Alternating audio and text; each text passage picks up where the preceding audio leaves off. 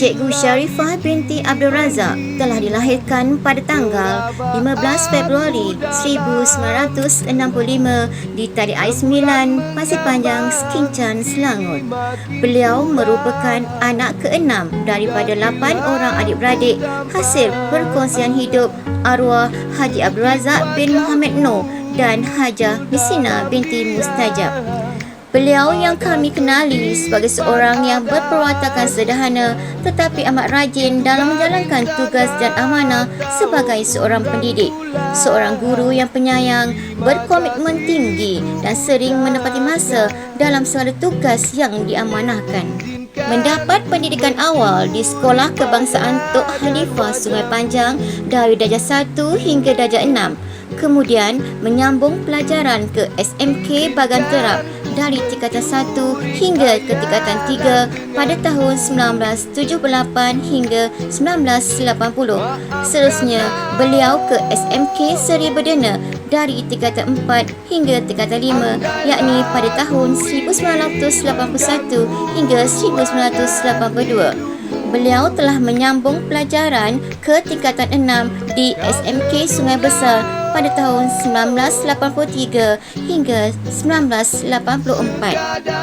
Mendirikan rumah tangga dengan jejaka pilihan hati iaitu Andin Serawi bin Nawi yang berkhidmat di Pengurusan Air Selangor Sendirian Berhad, wilayah Sabak Bernam.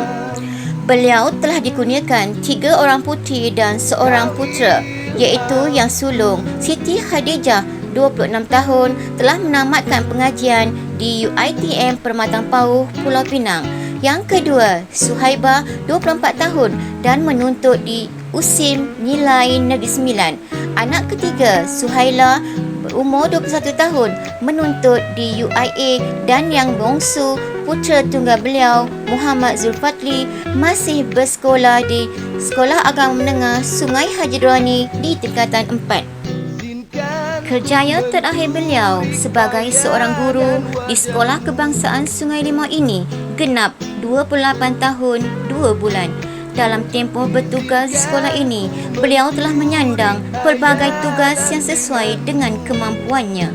Sebagaimana guru-guru yang lain, beliau telah melaksanakan segala tanggungjawab di sekolah ini dengan amanah dan memberi kerjasama yang baik demi kecemerlangan anak-anak didik Sekolah Kebangsaan Sungai Limau. Atas sikap kerajinan, tanggungjawab dan komitmen beliau sepanjang berkhidmat dalam bidang perguruan, beliau telah dianugerahkan anugerah perkhidmatan cemerlang sebanyak 2 kali, yakni pada tahun 2003 dan 2015. Syukur Alhamdulillah, beliau telah menyelusuri kerjaya murni ini sehingga ke penghujungnya. Pahit getir perjuangan ini ditempuhi bagai air yang mengalir. Pesan beliau, tugas guru adalah amanah mulia. Kombinasikan kegigihan usaha, ketulusan doa dan ketinggian tawakal, insya-Allah pasti akan membuahkan kemanisan kejayaan dunia hingga ke akhirat sana buat kita serta anak-anak cemerlang Sekolah Kebangsaan Sungai Limau. Selamat bersara dari kami. Segala jasa pengorbananmu tetap kami kenang sehingga hayat dikandung badan.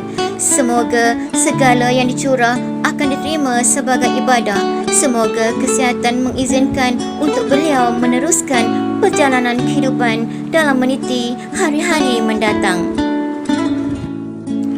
Tuai padi antara masa, esok jangan layu-layuan.